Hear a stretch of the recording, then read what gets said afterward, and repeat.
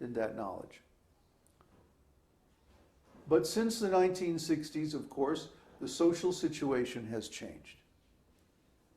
Actually, we've become even more degraded, more materialistic, and farther away from Krishna. So we have to change the process. Not the process of the esoteric teaching itself, but the presentation of that process. To match the understanding of the people today. So the exoteric circle of the teaching is always changing. It changes to adapt to the social conditions of the time and place. It has to. Simply practical.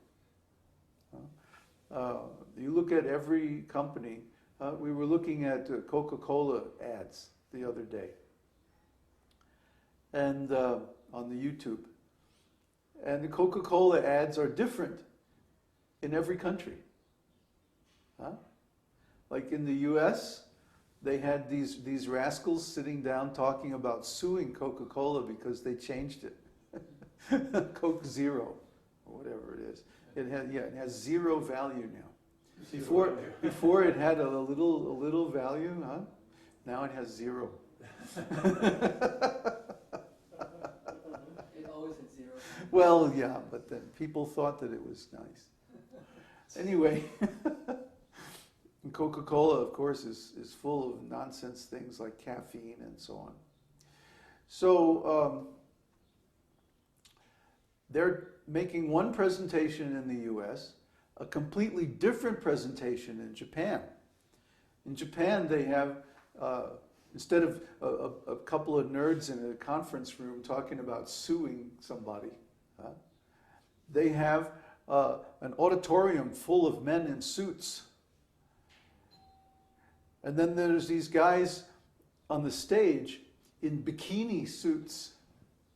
And everybody is making some strange chant in Japanese. And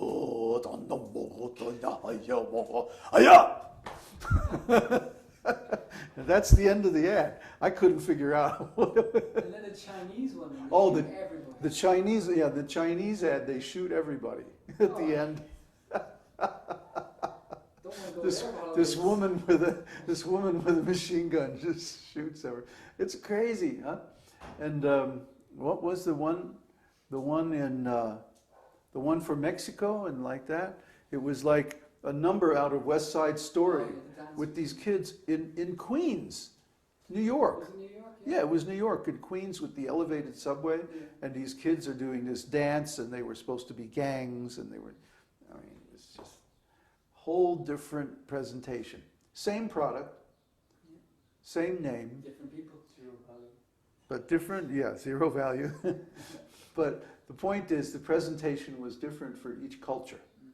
And they had done very careful psychological analysis to present exactly right for the subconscious drives in that culture. Very, very exact analysis. The one from Italy, remember? Yeah. The guy goes crazy on the bus, and then he like jumps on top, and he's shouting, and all these people are following, and then the bus stops, and he goes flying into the water, and then Italians. So anyway, I guess the neighbors are having a parade. Maybe they're going to line up all the dogs. Every neighbor has a dog. What's that? Yeah. The drum kit. Someone's practicing drums. They're practicing. Yeah, I guess we got them going, so now they're playing drums. Hey, it's great. If the neighbor can practice the drums, then we can have kīrtans. Huh? If everybody has dogs and they're all barking, then we can have kīrtans. Yeah, nobody can complain. Huh? So it's good.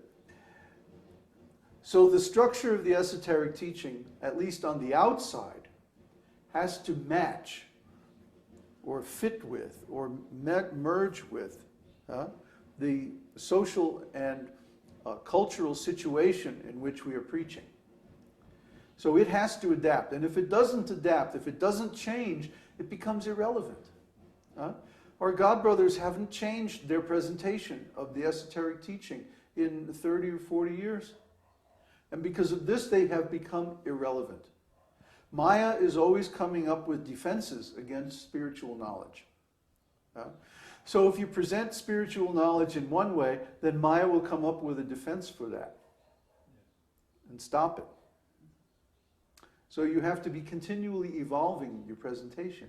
You can't remain static, you can't remain still, or Maya will evolve a perfect defense to stop your preaching. And we have to continually adapt, continually change our presentation. Not what we're saying, but how we say it. Right now we're in the middle of a whole analysis of the different generations and how their moods and attitudes are best reached with our preaching presentations. And so we're trying to understand how to reach the youth in the early to mid-20s, single, uncommitted young men, basically, because they form and they always will form the core of our Sangha. Why is that? Because these are the leaders of the future. And so we need to catch them before they become all entangled with family and career and so many possessions and all this stuff, and say, whoa, wait a minute, are you sure you want to go down that road? Do you really want to become like a servant of Maya? Do you really want to become entangled with women and children and stuff and business and all this?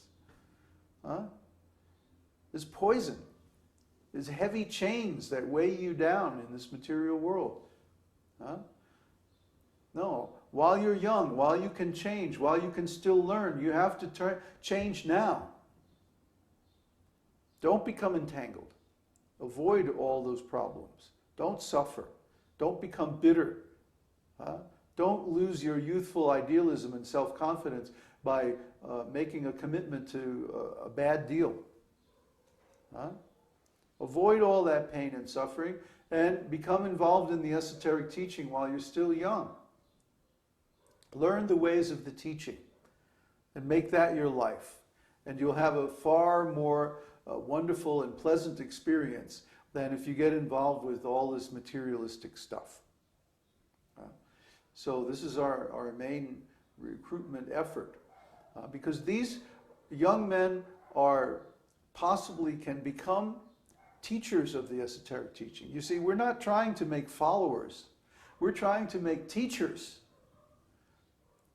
If we have some followers on the exoteric side of the teaching, that's all right. But we're really not so interested in that. We're really interested in bringing people into the Mesoteric circle of the teaching. Now, what is the Mesoteric circle? It's the circle that's in between the outside and the inside of this esoteric teaching. This is the area where one engages in transforming himself from a materialistic consciousness to spiritual consciousness. And so this is how we actually advance in spiritual life. Maybe next time we have the satsang in the back room where it's quiet. The dogs are having a party. The dancing dogs. What's right. that? Oh boy. They're dying or something.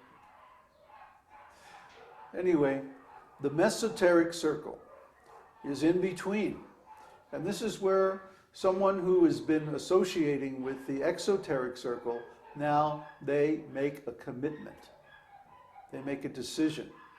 And they say, no, I'm not going to associate with Maya. I'm going to advance in the esoteric teaching with the goal of becoming a teacher myself. So the gate into the Mesoteric circle is called the gate of initiation, because it is at this point that the disciple takes initiation from the spiritual master. And he makes a promise. He makes a commitment.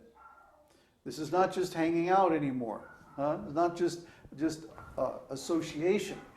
It's still association, but there's a commitment involved now. And the commitment is, I will not perform any more sinful activities. I will follow 4 regulative principles of spiritual life. No meat eating, no intoxication, no sex life, no gambling. I say no sex life instead of no illicit sex life because practically speaking, people in the West are incapable of sacred sex. Sacred sex means that one follows the Garbhadhan samskaras and creates Krishna-conscious children according to Vedic principles. But almost nobody is capable of that.